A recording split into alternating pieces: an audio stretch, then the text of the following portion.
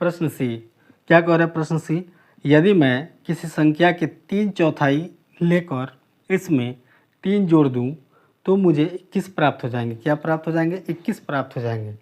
चलिए सबसे पहले हम क्या करेंगे, इस कथन के अनुसार समीकरण को लिखेंगे। क्या है कथन? देखिए कथन कह रहा है किसी संख्या, वो संख्या हमें पता नहीं है तो हम लोग क्या करेंगे, उसे मानेंगे। माना कि संख्या बराबर क्या है? x। क्या संख्या बराबर? x। और कह रहा है कि संख्या के 3/4 लेकर क्या करना है, संख्या का 3/4 ये होता है 3/4। 3/4 कहने का मतलब 3/4। क्लियर? और इसमें 3 जोड़ दूँ, क्या करना है, 3 जोड़ देना है। तो हमें क्या प्राप्त हो जाएगा? 21 प्राप्त हो जाएगा। अब इसको गुना करेंगे तो देखिए क्या निकल के आएगा, 3x और बटे में 4 + 3 बराबर 21। ये आपका समीकरण मिल गया। क्या मिल गया? आपको समीकरण मिल गया। अब देखिए, अब क्या करना है, हमें इस समीकरण का हल करना है और अज्ञात संख्या ज्ञात कर देना है। अज्ञात संख्या क्या है यहाँ पे? x। तो इस x को हमें क्या करना है, ज्ञात करना है। देखिए ध्यान से, तो ये 3x और बटे में 4, ये जो 3 दिया हुआ है ये क्या है? अचर संख्या है। बराबर के दूसरी साइड 21 भी क्या है? अचर संख्या है। तो अचर संख्या को अचर संख्या के साथ रखेंगे। चलिए यहाँ से +3 बराबर के दूसरी साइड जाएगा तो क्या हो जाएगा? -3, यानी 21 और -3 तो घट के क्या आ जाएगा? 18। यहाँ हम लोग लिखेंगे 18। आप लोग को दिख रहा होगा। बोर्ड को थोड़ा इधर कर दें कैमरा, आप लोग को और स्पेस मिलेगा हम लोग को प्रश्न को हल करने के लिए। क्या निकल के आ गया? 18। इधर क्या बचा हुआ है? 3x और बटे में 4। देखिए बराबर के इस साइड बटे में 4 दिया हुआ, ये क्या अचर संख्या है। तो फिर क्या करेंगे, इसको भी बराबर के दूसरी साइड भेजेंगे। क्या करेंगे, इसको बराबर के दूसरी साइड भेज देंगे। तो क्या यहाँ बचेगा? 3x और इधर क्या बच जाएगा? यहाँ पे है 18 और 4 क्या था? इस तरफ भाग में था, यानी बटे में था। तो बराबर के दूसरी साइड जाएगा तो गुना में। 4 क्या हो जाएगा? गुना में। क्लियर? अब इसको गुना करेंगे तो 18 चौके 72, क्या आएगा? 72। अब देखिए ध्यान से, यहाँ पे 3 क्या है? x के साथ गुना में है। 3 क्या है? x के साथ गुना में है। यहाँ पे यहीं पे आपको दिख रहा होगा, क्योंकि 3 क्या किया गया है? 3 का गुना x के साथ किया गया, तब यहाँ पर क्या निकल के आ जाए? 3x क्या निकल के आ गया? 3x। तो हम लोग क्या करेंगे, उसको छटका लेंगे, अलग कर लेंगे। तो आपको यहाँ पे क्या मिल जाएगा? 3 गुने x। तो x तो हमारा यहीं रहेगा, 3 हमारा क्या है? अचर संख्या। तो इस अचर संख्या को बराबर के दूसरी साइड भेजेंगे। क्यों भेजेंगे? क्योंकि ये अचर संख्या है, बराबर की दूसरी साइड भी अचर संख्या है। तो अचर संख्या को अचर संख्या के साथ रखना है हमें। तब हमें क्या मिलेगा? इस चर संख्या का मान मिलेगा, है ना, जो कि क्या है? एक अज्ञात संख्या है। क्लियर? 3 को इधर भेजिए। 3 को जब इधर भेजा गया तो इधर क्या था? 3 इस तरफ जो है गुना में था, दूसरी तरफ आकर के बराबर की दूसरी तरफ आकर के भाग में, यानी 72 और बटे में 3। क्लियर? अब इस 3 से हम इस 72 में भाग लगाएंगे। 3 दूना 6 और 3 चौके 12, यानी 24। यहाँ 72 कितने मर्तबे में कटा? 24 मर्तबे। यानी x का मान क्या आ गया? 24। x का मान क्या आया? 24। आप लोग को दिख रहा होगा। चलिए ये आपको नहीं दिखा है। क्लियर? x का मान क्या निकल के आ गया? 24। यहाँ पे आप लोग को दिख रहा होगा। चलिए ठीक है, हमें क्या करना था? सबसे पहले समीकरण लिखना था। तो हमने समीकरण लिखा और दूसरे में उस समीकरण को हल करके उस अज्ञात संख्या का मान निकालना था। अज्ञात संख्या का मान क्या है? 24। इस प्रकार प्रश्न सी भी यहाँ पे हल होता है। अब हम लोग चलेंगे इसी प्रश्न के अगले भाग, प्रश्न डी पर। क्लियर? प्रश्न डी क्या है? प्रश्न डी, जब मैं किसी संख्या के दुगुनों में से 11 को घटाया तो परिणाम 15 प्राप्त हुआ। क्या कह रहा है कि कोई एक संख्या है जिसके दुगुने में से, उसमें से 11 को जब घटाया गया तो परिणाम हमको क्या प्राप्त हो जा रहा है? 15। बात समझ में आ गई? तो वो संख्या हम लोगों को पता नहीं है। हम क्या करेंगे? लेट करेंगे, यानी मानेंगे। लिखेंगे माना कि वो संख्या x रही होगी। वो संख्या क्या होगी? x। हमने क्या कर लिया? उसे मान लिया। क्लियर? आप लोग को दिख रहा है? चलिए ठीक है। अब देखिए हमने क्या माना, संख्या को x माना। क्या कह रहा है, संख्या के दुगुने, संख्या के दुगुने मतलब उस संख्या क्या करना है, पहले दोगुना करना है में से। अब इस दुगुने में से क्या घटाना है, 11 को घटा देना है। 11 को क्या करना है, घटा देना है। जब 11 को घटाया जाएगा तो हमें क्या प्राप्त हो जाएगा, 15 प्राप्त हो जाएगा। क्लियर?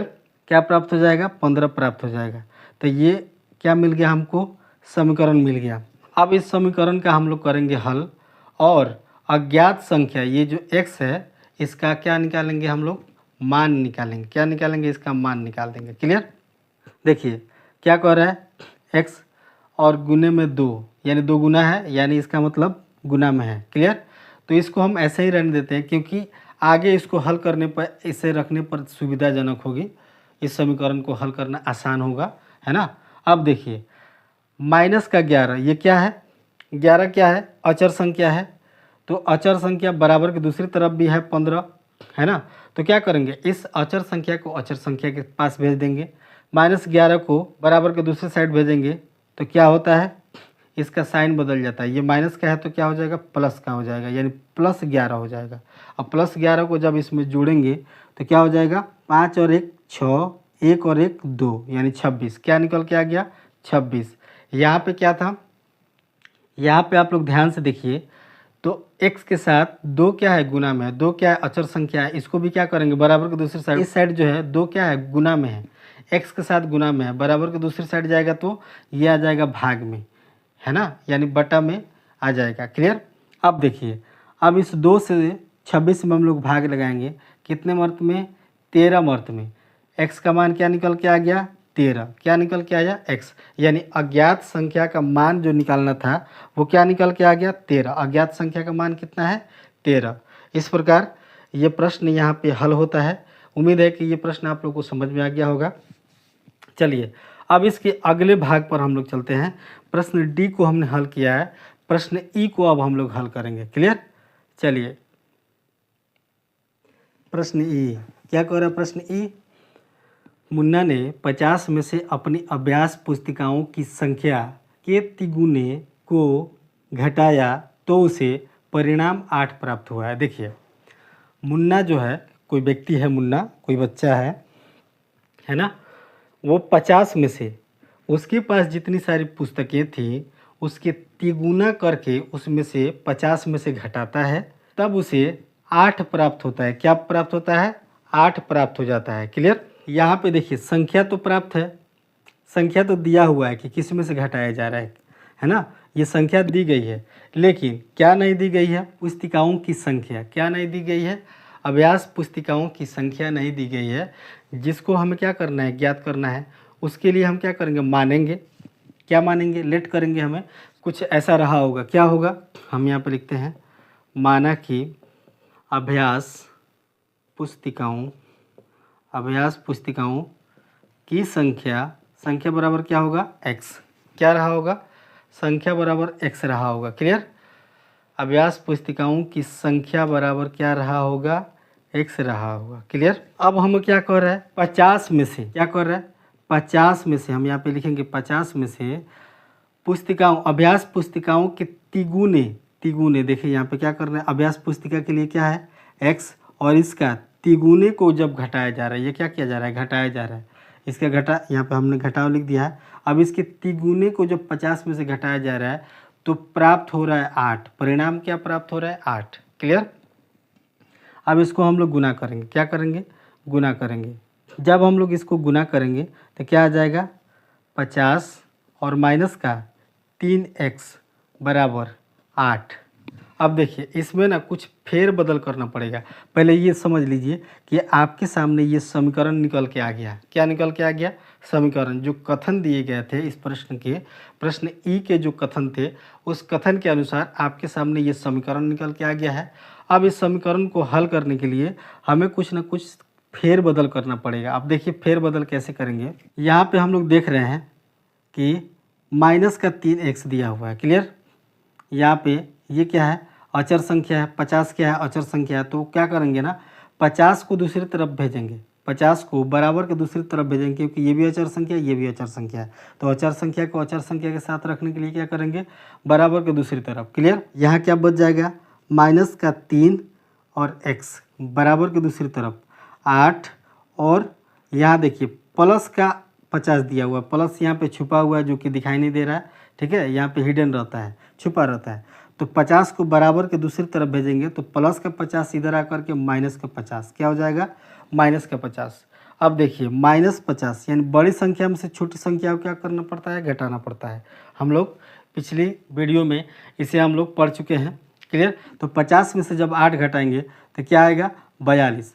और साइन क्या रहेगा, यहाँ पे देखिए बड़ी संख्या का साइन रहता है, ये क्या है, 8 है, इसका साइन प्लस है, और ये क्या है, 50 है, 50 का साइन क्या है, माइनस है। तो यानी बड़ी संख्या क्या है, 50 है, तो 50 का साइन क्या रहेगा, माइनस। यहाँ पे माइनस दिया हुआ है तो यही माइनस इस संख्या में आ जाएगा, यानी जो ये आपको घटाने के बाद जो संख्या बची है 42, वो क्या हो जाएगी, माइनस का 42 हो जाएगी। क्लियर। बराबर है तो बराबर, यहाँ देखिए क्या है, 3, माइनस का 3 क्या है, माइनस के 3, और उसके साथ गुना में क्या है, x, गुना में क्या है, x। देखिए -3 को हम इधर भी लिख सकते हैं या इधर भी लिख सकते हैं, उससे कोई फ़र्क नहीं पड़ता है, गुना करने पर फिर वहीं आ जाएगा। आप देखिए आपको दिख रहा होगा कि -3 एक अचर संख्या है, ठीक, और x क्या है, चर संख्या। तो अचर संख्या को अचर संख्या की तरफ यानी बराबर के दूसरी साइड भी भेज देंगे तो क्या आएगा, यहाँ पे यहाँ बच गया x, और बराबर की दूसरी साइड -42, और देखिए 3 क्या था, -3 क्या था, गुने में था, बराबर की दूसरी तरफ जाएगा तो भाग में, क्या आ जाएगा, भाग में, यानी -3। अब ये माइनस से माइनस कैंसिल आउट हो जाएगा, क्या हो जाएगा, कैंसिल हो जाएगा। अब देखिए 3 से हम लोग भाग देंगे 42 में, तो 3 एका 3 और 3 चौके 12, क्या आ गया, 14, यानी x का मान क्या निकल के आ गया, 14।